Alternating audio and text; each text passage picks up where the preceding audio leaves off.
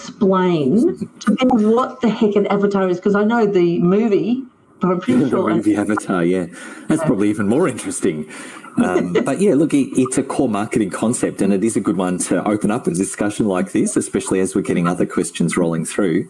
But a lot of people might be familiar with the term like having a niche for your business, or even creating a specialization. A lot of people think of it that way.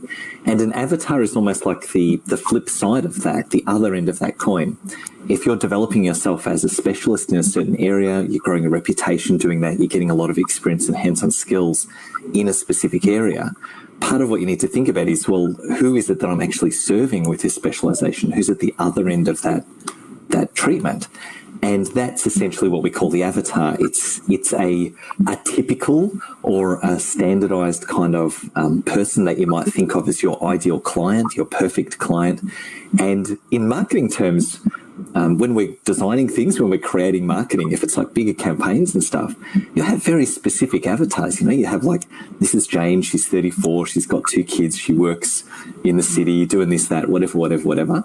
And then the idea is that when it comes to actually doing your marketing, to writing an ad or putting some posts up, you can think specifically about that person. And it just helps us in our minds to kind of connect the dots and create something that's very connective.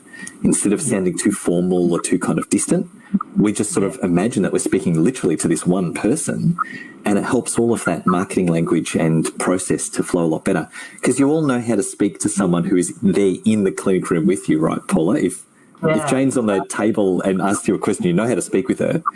Yes. So when you start thinking about, well, what would it be like if she was asking me if I should come in for treatment, or what it means when my shoulder's sore or whatever, sometimes thinking about a specific person just makes it easier to do that. So, yeah, we very much recommend people develop an avatar and, you know, give them a name and an age and that kind of stuff as part of the process of developing that niche and that specialization.